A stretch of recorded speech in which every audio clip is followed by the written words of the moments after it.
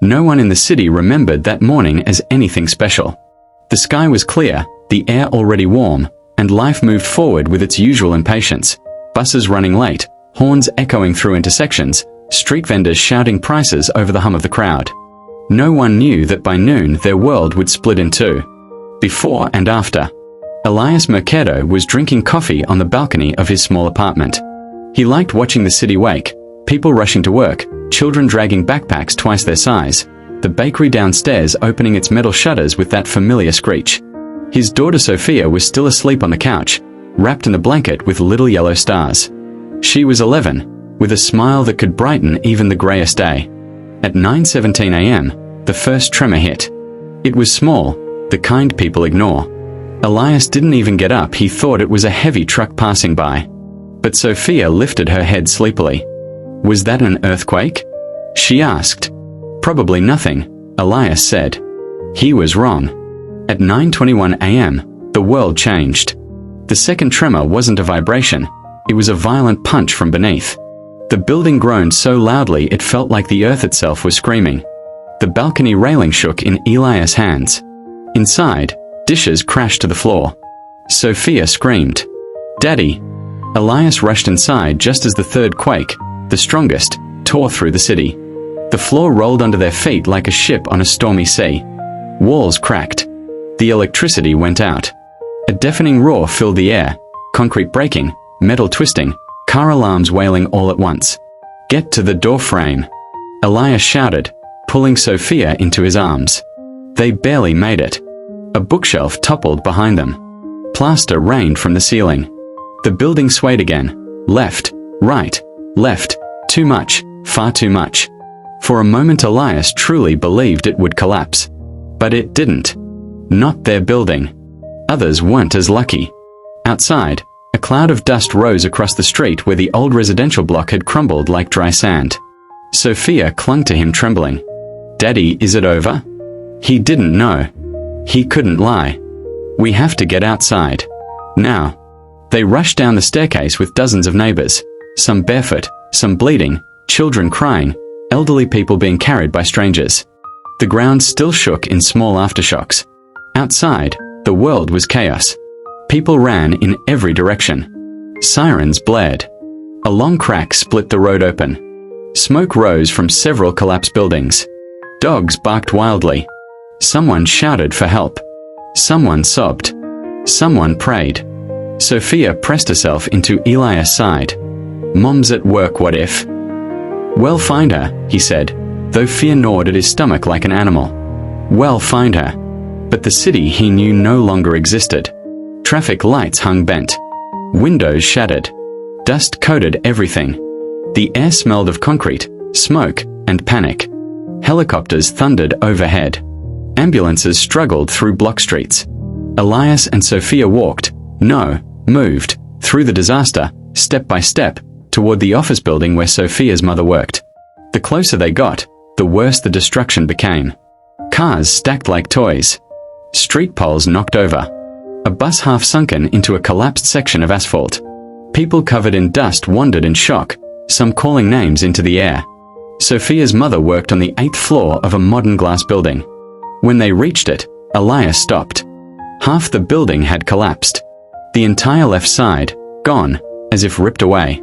Crowds gathered behind a police barrier. Rescue workers climbed over rubble, shouting instructions. Stretchers lined the street. The ground trembled with aftershocks, making debris shift with a sickening sound. Sophia's small hand tightened painfully in Elias. "Daddy, is she there? Is she alive?" Elias swallowed hard. "We don't know. Let's find the responders."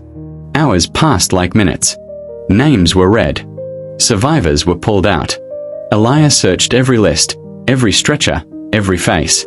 By late afternoon, he finally saw her. Alive. Covered in dust, limping, crying, but alive. Sophia screamed and ran to her mother, throwing her arms around her waist. Elias followed, tears he didn't know he still had blurring his vision.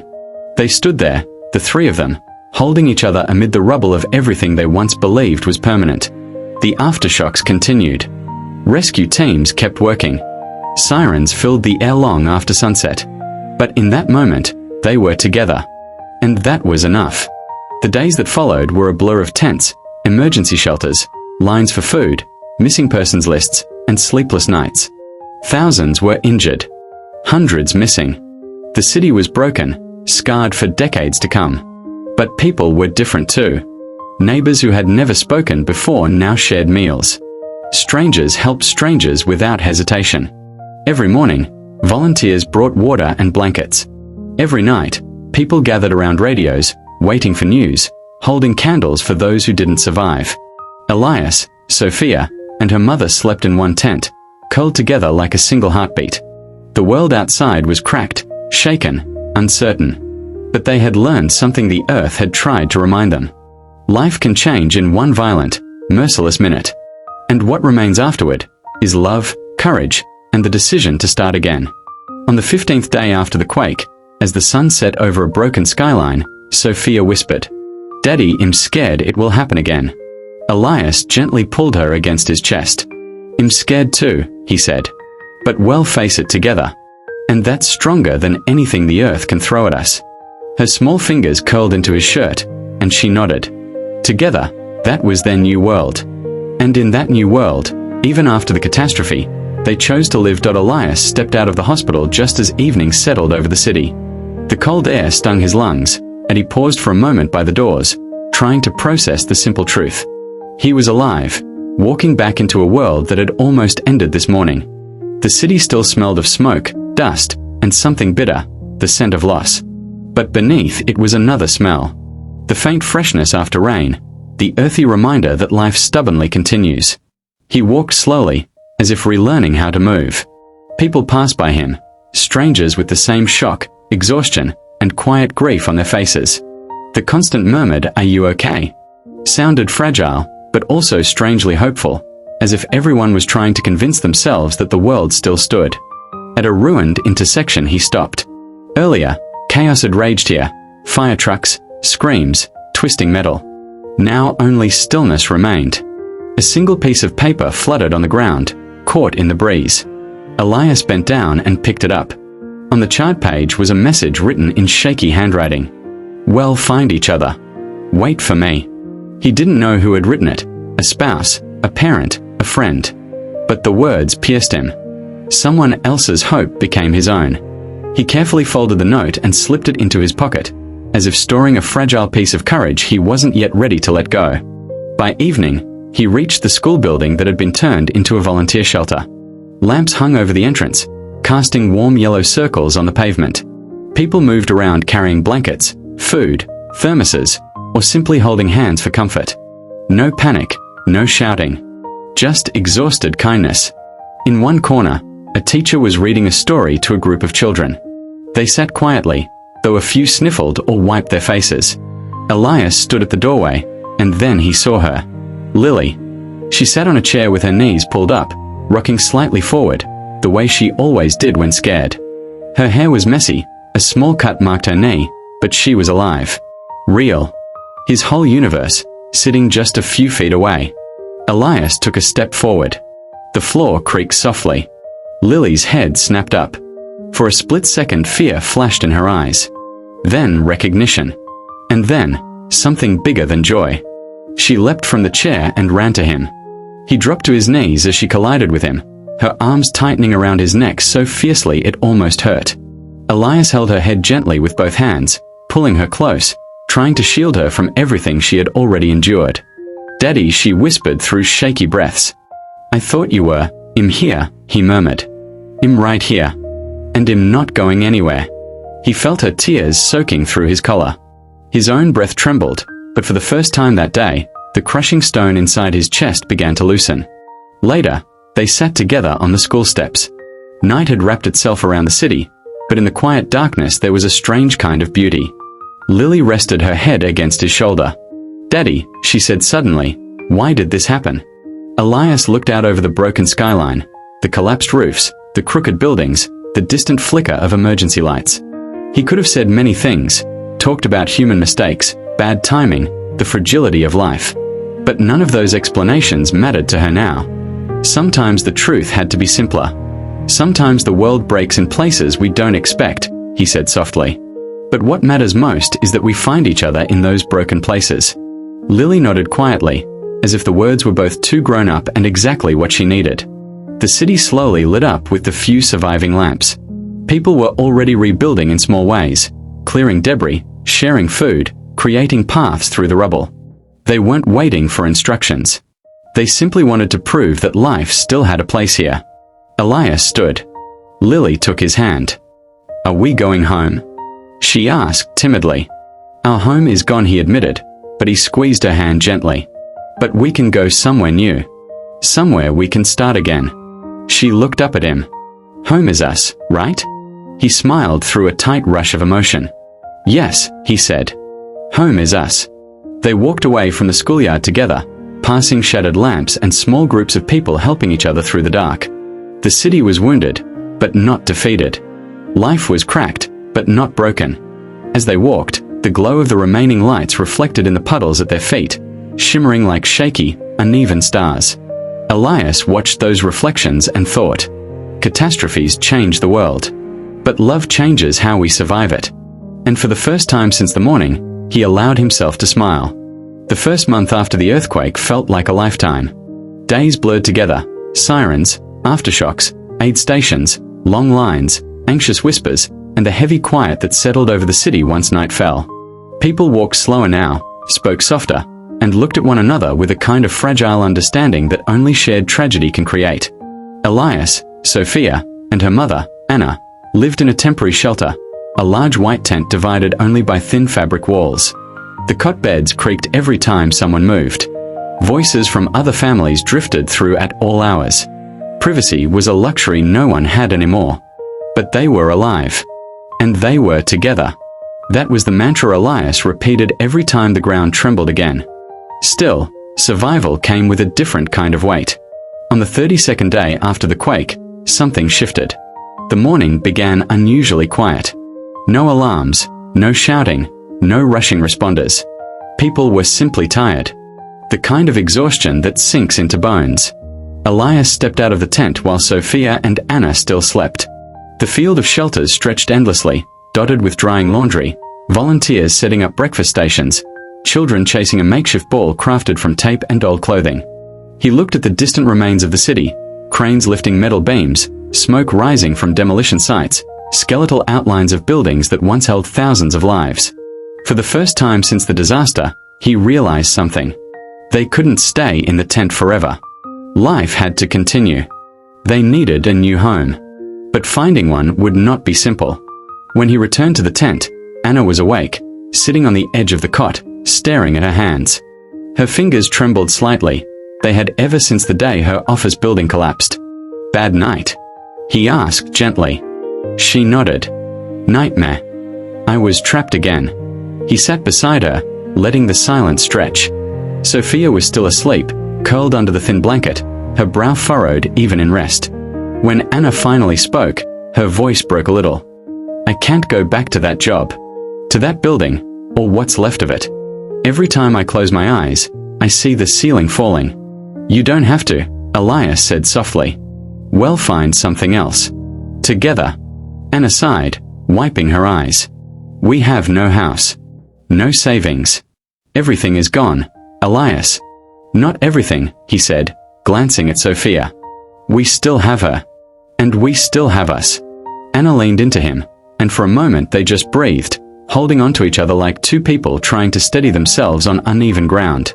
A week later, families were given the chance to add their names to the relocation list. Temporary apartments in another part of the city. Not permanent housing, but a step toward rebuilding. Elias put their names down without hesitation. Days passed. Every morning, he checked the list. Every morning, their name still wasn't there. Then, on the 48th day after the quake, a loudspeaker crackled. "Family number 317, Mercado. Please proceed to the administrative tent." Anna froze. Elias felt his heart jump. Sophia nearly dropped the cup of tea she was holding. They rushed across the field, weaving between tents and people carrying blankets and crates. Inside the administrative tent, a woman in a reflective vest looked up. "Family Mercado. You've been approved. You'll be moved to temporary housing tomorrow morning." tomorrow. A real roof. A door. A room that didn't shift with the wind. Anna covered her mouth. Tears filled her eyes. Sophia hugged Elias so tightly he felt her heartbeat against his. For the first time since the earth tore itself apart, hope felt real. The next day, a small bus dropped them at a housing complex on the city's edge, a district that had survived the disaster with minimal damage. The building wasn't new, the paint peeling in places, the hallways dim. But it stood. It was safe. Inside apartment 4B were 2 small bedrooms, a worn sofa, and a tiny kitchen with a cracked window. To anyone else, it was ordinary.